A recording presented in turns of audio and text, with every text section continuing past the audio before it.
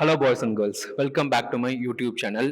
So இந்த வீடியோவில் என்னென்னா, இந்த வீடியோ எதுக்காக அப்படின்னா, இப்போ இந்த படம் ரிலீஸ் பண்ணுறதுக்கு முன்னாடியோ இல்லைனா படத்துக்கான ஏதாச்சும் ஒரு அப்டேட் ரிலீஸ் பண்ணுறதுக்கு முன்னாடியோ நாங்கள் அப்டேட் விட போதும்னு சொல்லி ஒரு அப்டேட் விடுவாங்க இல்லையா, அந்த மாதிரி தான் இந்த வீடியோவே சொல்ல போனால்.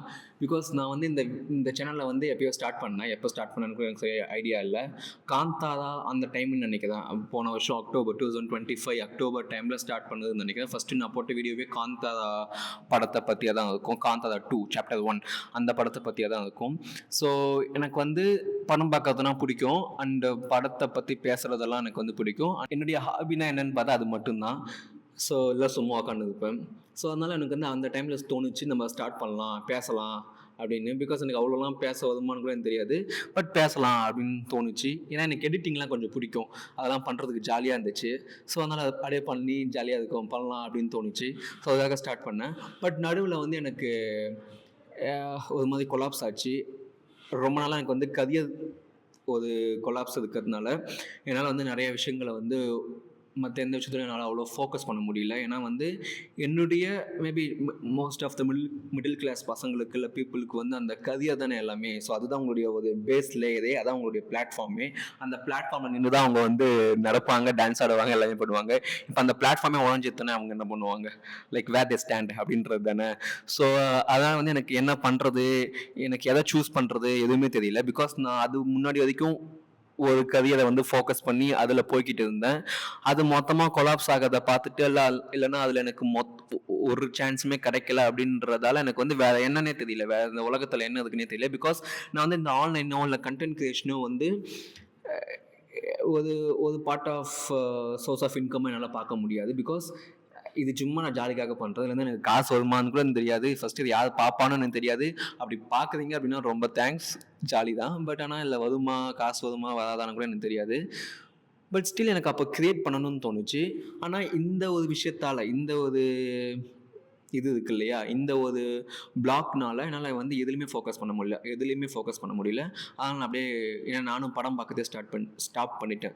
படம் பார்த்தா தானே படத்தை பற்றி பேச முடியும். நான் படம் பார்க்கறதே அப்படியே மொத்தமாக ஸ்டாப் பண்ணிட்டேன். கொஞ்ச நாளாகவே நிறைய படங்கள் பார்க்கவே இல்லை, நிறைய பாட்டெலாம் கேட்கவே இல்லை. எனக்கு என்ன படம் ரிலீஸ் ஆச்சு, என்ன ஓடிச்சு, என்ன ஓடலை, ஏதோ கோமாலேருந்து எழுந்து வந்த மாதிரி தான் ஃபீல் ஆகுது. ஸோ இப்போ தான் கொஞ்சம் கொஞ்சமாக அகெயின் நான் ஒன்று சூஸ் பண்ணியிருக்கேன் கரியரில். அதுக்காக ப்ரிப்பேர் பண்ணிகிட்டு இருக்கேன், அதுக்காக படிச்சுக்கிட்டு இருக்கேன். ஸோ அந்த கேப்பை இப்போ யூஸ் பண்ணிப்போமே அப்படின்னு தோணுது. அண்ட் ஆல்சோ இன்னொன்று என்னென்னா, நான் வந்து விட்டதுக்கான ரீசன் இப்போ அதாவது வந்து நடுவில் இந்த யூடியூபோ இல்லை நிறைய விஷயத்த சொல்கிறேன். இது கொஞ்சம் பர்சனலாக தான் இருக்கும். மேபி இதோடைய பிஓவி வந்து கொஞ்சம் டிஃபரும் ஆகலாம். உங்ககிட்ட இருந்து எங்ககிட்ட இருந்து டிஃபர் ஆகலாம். என்னென்னா, எனக்கு வந்து நிறைய விஷயம் பிடிச்சிருந்தாலும் இல்லைன்னா எனக்கு நிறைய விஷயம் பண்ணணும்னு தோணினாலும் நான் நிறைய விஷயத்த எடுத்து பண்ணதே கிடையாது. மோஸ்ட் ஆஃப் த டைம் ரொம்ப ரேரஸ்ட் கேசஸில் நான் எடுத்து அதை பண்ணியிருக்கேன், அது நடந்ததுக்குன்றது தான். But most of the time நான் வந்து பயந்துக்கிட்டே தான் அதை பண்ணி அப்படியே நடுங்கின்னு இருப்பேன். அப்படியே போயிட்டு அதை தொடவே மாட்டேன். ஓகேவா? இப்போ எல்லாத்துலேயுமே சொல்கிறேன், எனக்கு ஏதாச்சும் ஒரு விஷயம் பண்ணணும்னு தோணுச்சுன்னா அதோடைய எண்ட் ரிசல்ட் எப்படி இருக்கும், என்னவா இருக்குன்ற பயத்திலே வந்து ஓடிடுவேன், எஸ்கேப் ஆகிடுவேன். அண்டு இப்போ யாராச்சும் எனக்கு ஒருத்தவங்களை பிடிச்சதுக்கு அப்படின்னா அவங்ககிட்ட போய் பேசுறதுக்கு பயந்துன்னு இருப்பேன். காலேஜ் டைம்லேருந்து அப்படி தான் இருக்கும். இப்போ கூட சொல்லணும்னா அப்படி தான் இருக்குது.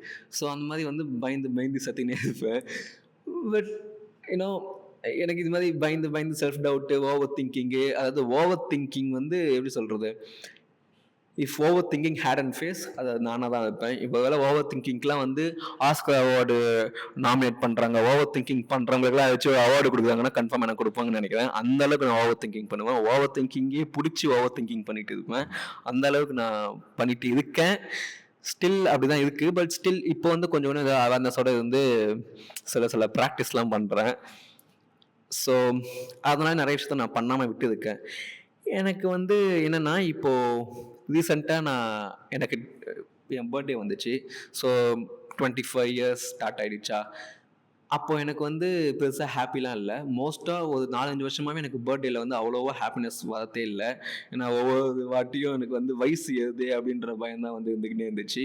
ஏன்னா இப்போ ரீசெண்டாக 29 படம் பார்த்தப்போ கூட எனக்கு என்னென்னா டக்குன்னு இன்னும் 4 இயர்ஸ் ஆச்சுன்னா நமக்கே 29 தான் அப்படின்ற மாதிரி தான் ஃபீல் ஆச்சு.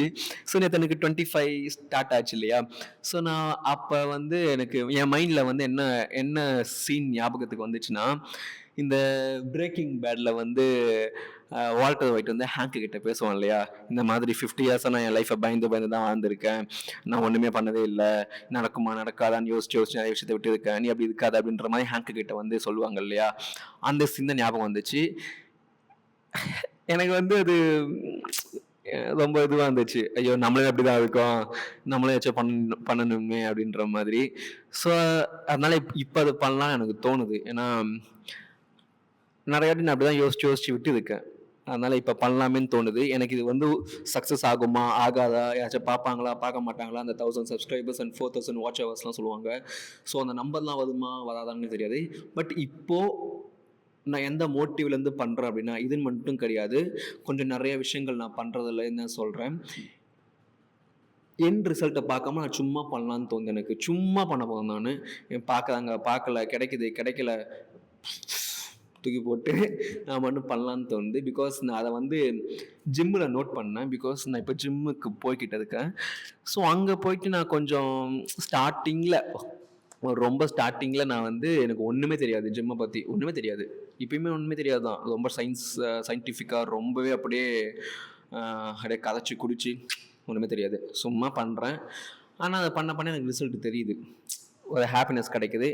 ஏன்னா நான் எல்லா எக்ஸசைஸும் எடுத்து பண்ணவும் மாட்டேன். ஏன்னா எனக்கு ஜிம்லேயே ஒரு பையன் இருக்கான்.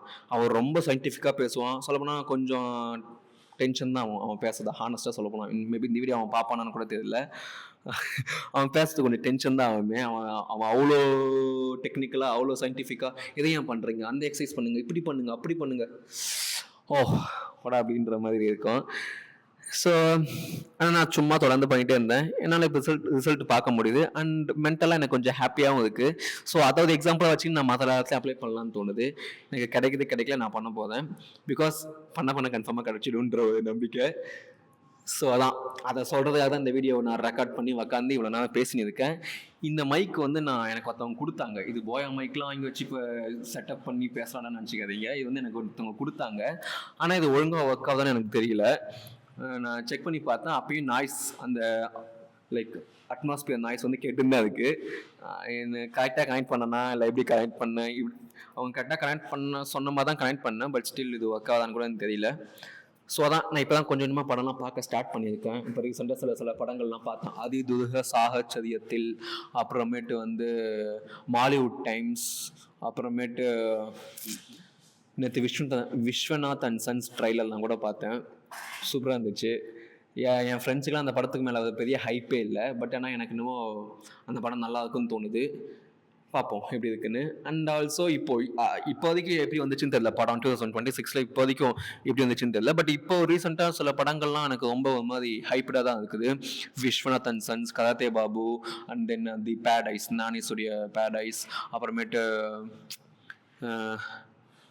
நிறைய படம் பேரெல்லாம் வந்துச்சு. சிலலாம் யோசிச்சு வச்சுருந்தேன், அந்த படம் நல்லா இருக்கும் போலயே அப்படின்ற மாதிரி. அண்ட் சூர்யா 47 வரப்போகுது, சர்தா 2 வரப்போகுது. ஸோ அதெல்லாம் செம்ம ஹைப்டாக இருக்குது. ஸோ அதெல்லாம் பார்க்கலாம், அதை பற்றி பேசலான்னு ஒரு ஐடியா வச்சுருக்கேன்.